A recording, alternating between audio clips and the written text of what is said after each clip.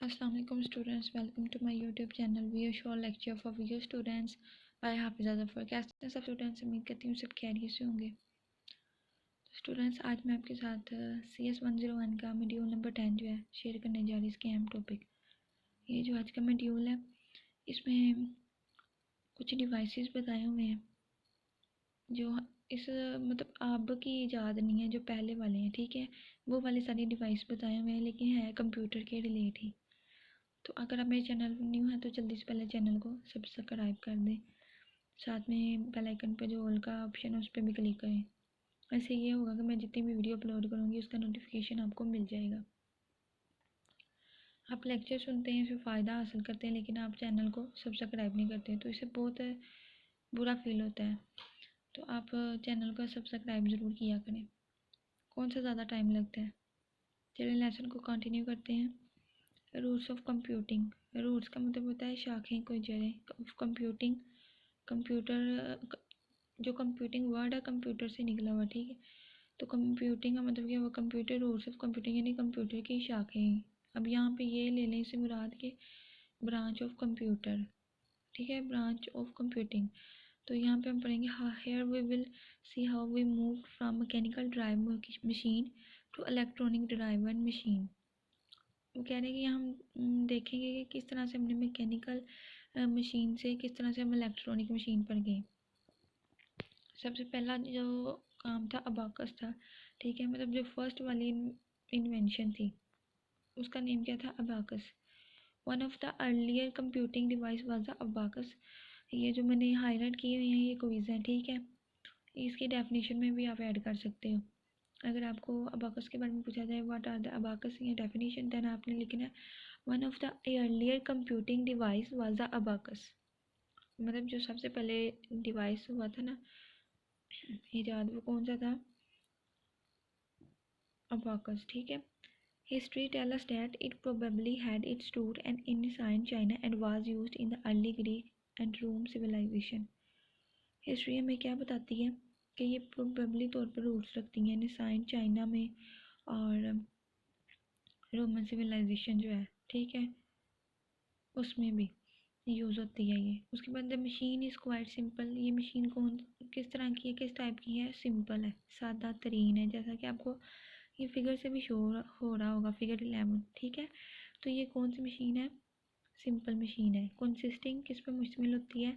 Consisting of beads strung on rods that are in turn mounted in a rectangular frame. ये एक frame बना हुआ है rectangular form में, ठीक है। अब बेड्स स्ट्रंग ऑन रॉड्स, इसका मतलब क्या है? ये छोटे छोटे जो आपको इसके अंदर नज़र आ रही है ना, ये क्या है? स्ट्रैंग है, ठीक है। और इस पर छोटे छोटे बीड्स लगे हुए हैं। ये जो छोटे छोटे आपको दाने नज़र आ रहे हैं ना, ये जो क्या है? बीड्स हैं। अब क्वेश्चन ये है कि जो ये इन्वेंशन है ये चीज़ क्या है, ठीक है। इसकी डेफिनेशन अगर पूछी जाए ना, आपने ये सारी हाईलाइट वाली चीज़ लिख देनी है, इसकी डेफिनेशन में हो जाएगा। बाकी अगर पुराने ज़माने की बात की जाए तो या वो उस ज़माने में ये वाली इन्वेंशन थी फॉर कैलकुलेशन, ठीक है। अगर हमने कोई कैलकुलेशन करनी होती थी तो हम इस तरह से इन बीट्स को आगे पीछे करके कैलकुलेट करते थे। अब ये नहीं पता मुझे कि वो कैसे करते थे, बिकॉज कि बहुत पुरानी इन्वेंशन है ये, और यहाँ हैंड आउट पे भी नहीं बताया गया। तो जस्ट जितना हैंड आउट पे है आप बस उतना ही इन्फॉर्मेशन, इतना ही नॉलेज लें, अपने पास रखें, ठीक है। तो ये होता था, ये फिगर है और अबाकस की डेफिनेशन है। उसके बाद दूसरा पढ़ लेते हैं technology of gears in the time period after the middle age and before the modern era. वो कह रहे हैं कि जैसा जैसा टाइम गुजरता गया उससे पहले या फिर उसके बाद जैसे ही जदीद ज़माना न्यू आ गया, मॉडर्न, तो क्या हुआ? The quest for more computing machine was seeded. A few inventors began to experiment with the technology of gear. कुछ इन्वेंटर्स थे, कुछ इन्वेंटर्स वो होते हैं जिन्होंने कोई चीज़ बनाई हो, इजाद की हो, ठीक है। उन्होंने क्या किया? बिगेन शुरू कर दी एक्सपेरिमेंट करना, किसके साथ? टेक्नोलॉजी ऑफ गेयर्स के साथ। Among these were Blaise Pascal of France, जिसकी डेट ऑफ बर्थ है 6/23/662, ठीक है। उसके बाद है गुड फ्राइड विलियम लिबजाइन, जिसकी ये है डेट ऑफ बर्थ, जर्मनी का था ये।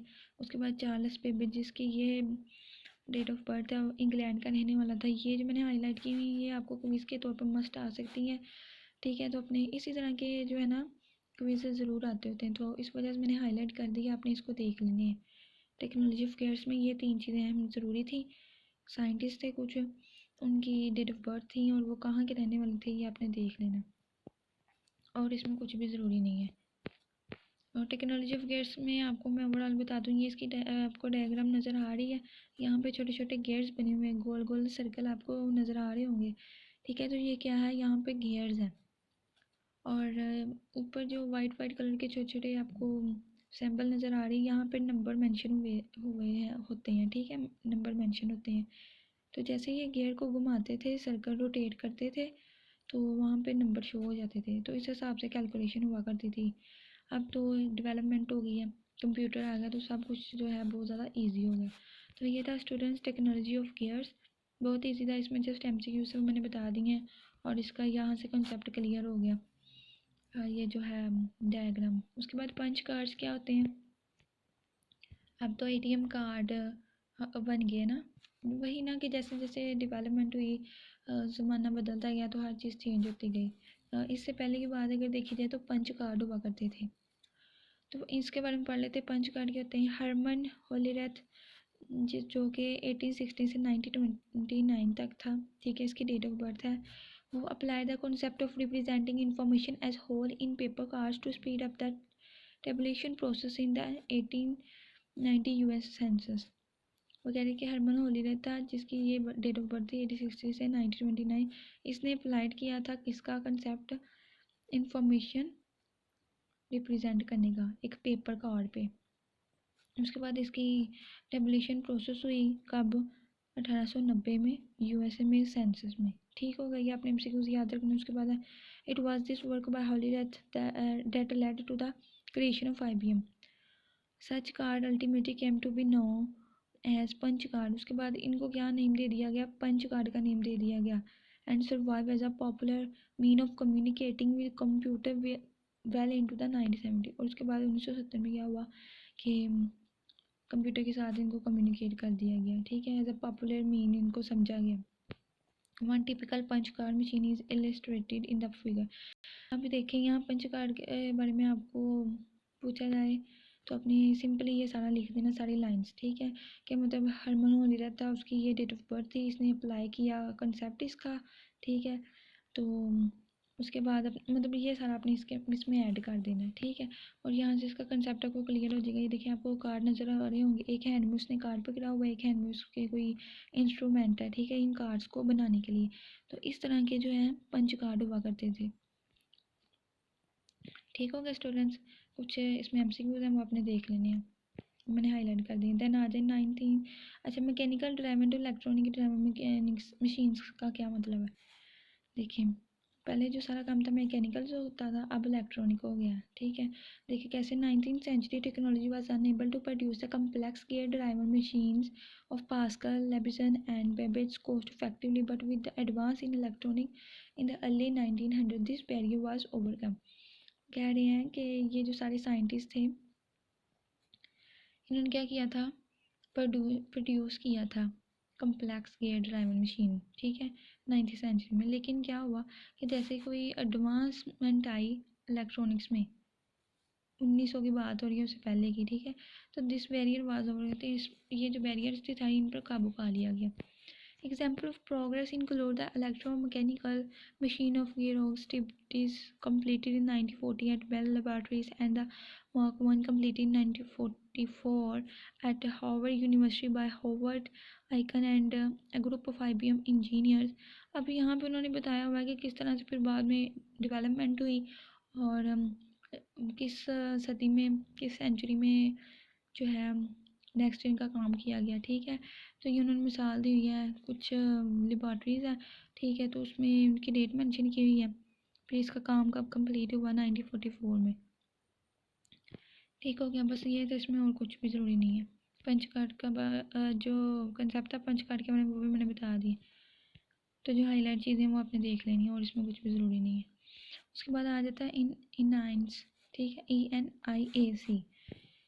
इसको पढ़ लेते हैं। देखें फिगर से आपको शो हो रहा होगा कितनी बड़ी इंस्ट्रूमेंट है, कितनी बड़ी मशीन है, ये एक कितना बड़ा आला है ये। ठीक है, तो अब इसकी जब ये चीज़ भरी है, मशीन भरी है, तो इसकी सारी जितनी भी रिक्वायरमेंट्स होंगी वो भी भरी होंगी। ठीक है, तो पढ़ लेते हैं। More flexible machine such as ENIAC. इसका आपको एमसीक्यूज आ सकता है, शॉर्ट क्वेश्चन भी आ सकता है। आपने इसको याद रखना है कि इनआइंस का जो मुखफ़फ़ है, एब्रीविएशन है, वो क्या है। ई से इलेक्ट्रॉनिक, एन से न्यूमेरिकल, आई से इंटीग्रेटर, ए से एंड और सी से calculator. Electronic, numerical, integrator and calculator.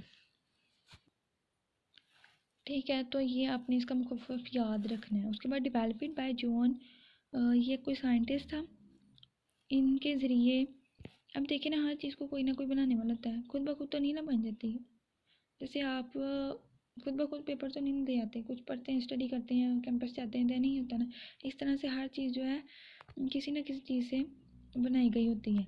तो ये साइंटिस्ट के नेम है John Mauchly and J Presper Eckert at the Moore School of Electrical Engineering, University of Pennsylvania.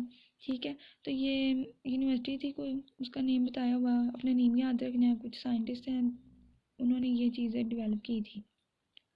जो ज़्यादा ज़रूरी है ना इसमें, ये ENIAC का आपने याद रखना है। और ये देखें यहाँ पे बहुत बड़ी ये मशीन है, दिखाया भी गया है। अब इसकी रिक्वायरमेंट्स कौन कौन सी थी देख लेते हैं। Fact sheet of ENIAC occupied 1800 means to say 1800 square feet, मतलब ये कितने फीट की थी ये, 1800। उसके बाद 20,000 वैक्यूम ट्यूब्स, इसमें कितनी ट्यूब्स थी, 20,000। ये भी एमसीक्यूज, ये सारा एमसीक्यूज के लिए। 1500 रिलेज थे इसमें, 10,000 कैपेसिटर्स थे। उसके बाद 17,000 रजिस्टर थे, 200 किलोवाट इलेक्ट्रिसिटी थी। ठीक है, इसमें से जो पास होती थी। उसके बाद वेट, कॉस्ट इसकी कितनी थी।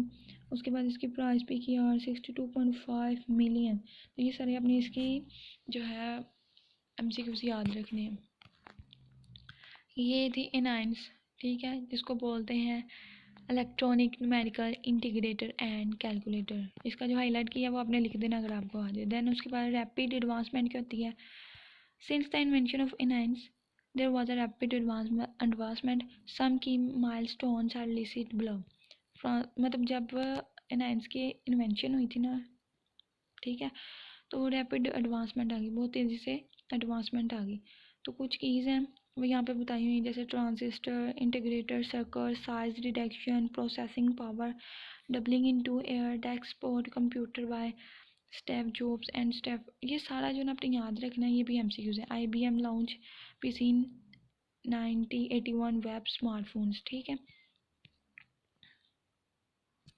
तो ये स्टूडेंट्स मैंने हाईलाइट कर दी है। तो आपको बताया जा सकता है कि आफ्टर द इनाइंस इन्वेंशन कौन सी एडवांसमेंट आई थी, कौन सी रैपिड एडवांसमेंट थी। तो ये सारी रैपिड एडवांसमेंट थी, आपने इनको याद रखना है।